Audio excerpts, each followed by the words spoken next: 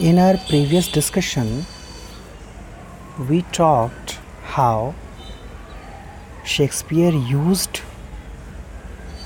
the plots or the subplots from others' works. In defending him, Datchet says Shakespeare, in almost every instance, derived his plots from somebody else's work, but that is no more to his discredit than the Greek dramatists' use of popular myths is to theirs. It means that as we see, the writers use different myths, as he is talking of Greek dramatists. So Greek dramatists used Greek myths. When we talk of other writers in English literature, they used Greek myths and something concerned with Roman mythology. So they use it, and that does not make their work not original.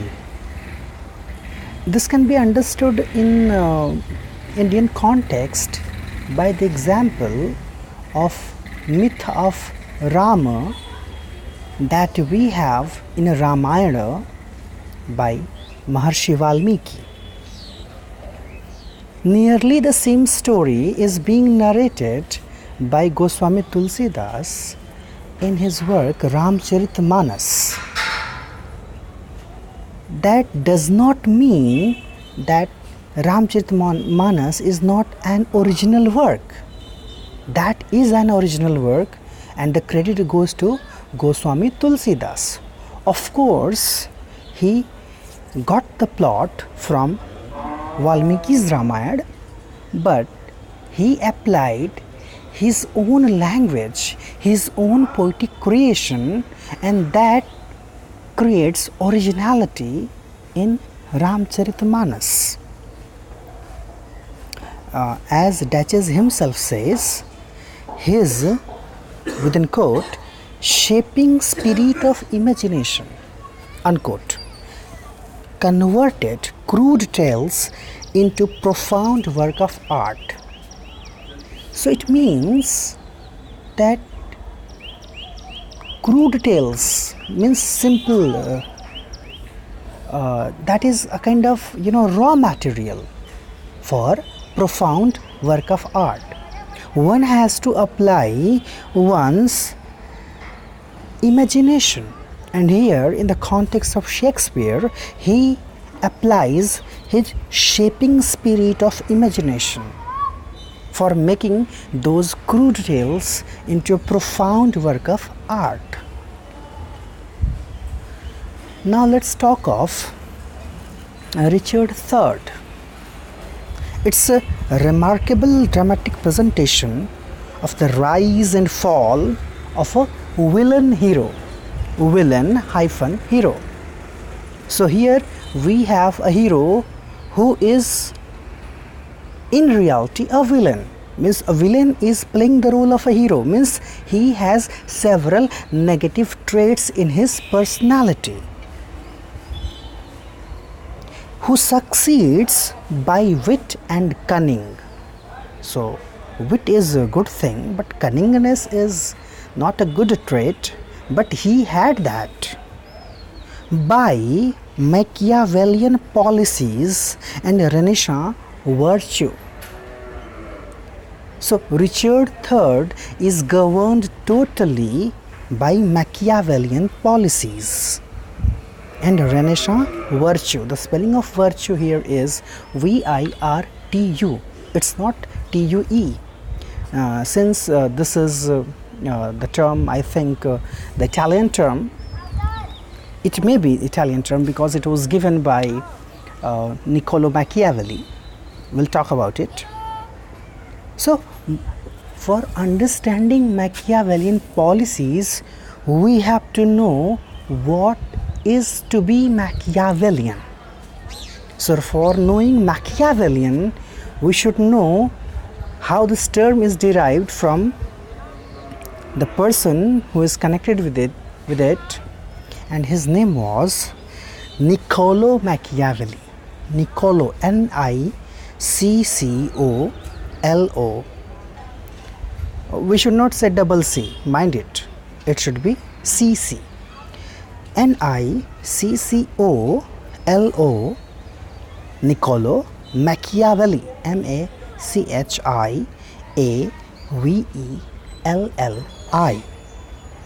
He was an Italian diplomat, कूटनीतिज्ञ, politician, historian, philosopher, humanist, writer, playwright, and poet of the Renaissance period. So,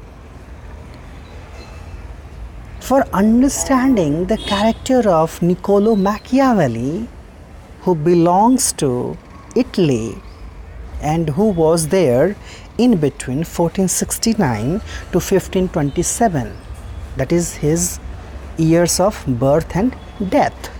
So 1469 means 15th century, 1527 means 16th century. So in 15th, 16th century he was there. So now we have to understand that this person belongs to Italy, the country from where Renaissance began in 14th century, and ultimately it reached to England in later half of the 16th century. So since he was a diplomat, he is considered to be father of modern philosophy, modern political philosophy in fact, and political science. So the way he presents his philosophy and theories, this reminds me of Chanakya in Indian context. You can correlate if you know about Chanakya and what he writes in his political monumental work that is known as Arthashastra. The name of the work is Arthashastra, but it does not talk more about economy. In fact, it talks about the qualities of a ruler, the qualities that should be had by a king. Now, return to Machiavelli. He is known for his best known work, that is The Prince. English translation of his original work, that is Il Principe. It was published in 1513. So it's a 16th century work. The Prince is a very famous work in international scenario, as we have Arthashastra in Indian context. So now for understanding the term Machiavellian, we'll have to understand what are the qualities that he describes in his works like The Prince. He described immoral behavior such as dishonesty and the killing of innocents as being normal and effective in politics. Think about it. It happens in politics. It is permissible. Dishonesty can take place. One can play tricks through his dishonesty. Killing of innocents means the people who have not committed any kind of crime, who are innocents, they are killed very brutally in politics, and that is permissible.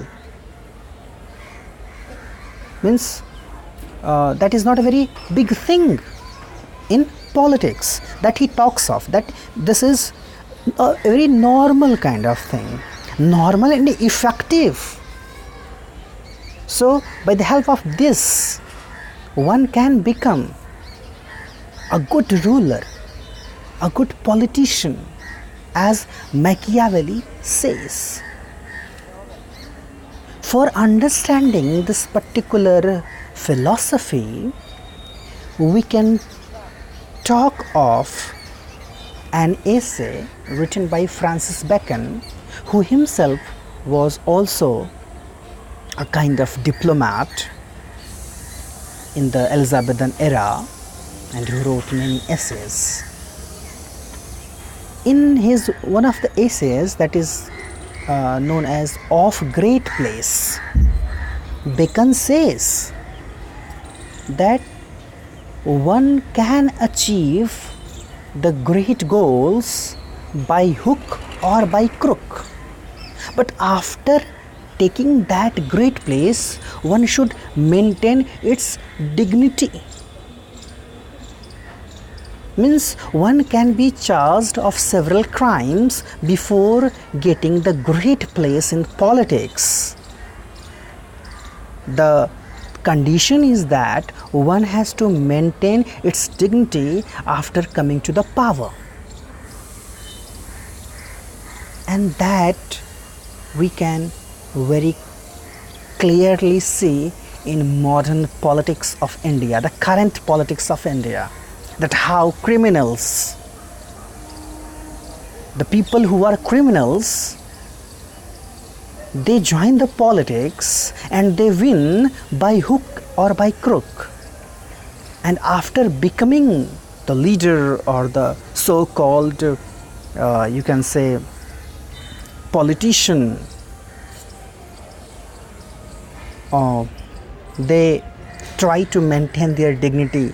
They show as if nobody is better than them. So, thus Machiavellian, that is a term, often connotes political deceit. So where nobody believes in no one, nobody trusts no one, everybody is engaged in deceiving others, in cheating others. Deviousness, a very beautiful word for describing the term Machiavellian. Deviousness, Deviousness. This is lying and tricking people. As you know how modern politicians, the contemporary politicians nowadays, they believe in this. They tell a lie to the people for convincing them. They tell something that is against the data tells something else, and they tell something else. The thing that we can see in the politics of India as well as of USA nowadays. Lying and tricking people. So they tell a lie for tricking people, for cheating them, for becoming successful in politics. And this term Machiavellian also connotes with the term realpolitik. Realpolitik, Realpolitik, realpolitik, a system of politics based on a country's situation and its needs rather than on ideas about what is morally right and wrong. So here, in a realpolitik situation, in this particular system, the main focus is on country's needs and situation. Means one has to fulfill the country's needs or one has to maintain the country's situation. It does not preoccupied with the understanding whether the things or the acts that are being taken, whether they are morally right or wrong. They don't bother for that. So that is a real politic system. So this is how Machiavellian term connotes with political deceit, deviousness and real politic. For understanding what Machiavellian is, one very beautiful example can be taken from Shakespeare's another work, one of the four greatest tragedies, along with King Lear, Macbeth and Othello, and that is none other than Hamlet. In Hamlet, there we have a character who is uncle of Prince Hamlet, and his name is Claudius. He is a true Machiavellian for whom Hamlet, the prince, states in a soliloquy in Act 1, Scene 5th, after meeting the ghost. So, as it is depicted there, as it is considered that he meets with the ghost of his father, King Hamlet, and after that, after his departure, he stays alone and so utters the soliloquy. In that he curses his mother and talks about his uncle as well. So he talks of Claudius in the following words, and I quote, "O villain, villain, smiling damned villain, one may smile and be a villain." So see how the smile that is possessed by the person like Claudius is not the real smile, is not the smile that creates happiness, is the smile of a diplomat like Nitish Kumar in Bihar politics. So he talks of Claudius who has smile, and his smile shows that he is a true Machiavellian, because in reality he is behaving like a villain, but for showing others, for exposure of others, he always smiles. The second term that we have to talk of is Renaissance virtue. As we were talking of Richard III, that how we see the use of Renaissance virtue in the character of Richard III. Renaissance virtue, virtu, is a concept theorized by Machiavelli. So Machiavelli again, he theorized this particular term centered on marital spirit and being a leader, along with broader collection of traits necessary for maintenance of the state. So virtue is a very, you can say it's a kind of umbrella term that has several aspects in it. So here we have marital spirit, being a leader, and along with broader collection of traits necessary for maintenance of the state. So for maintaining a state, one needs several traits, several characteristics, and the achievement of great things. So for these all, the different characteristics that that is expected to be had by a politician or by a ruler is considered to be virtue.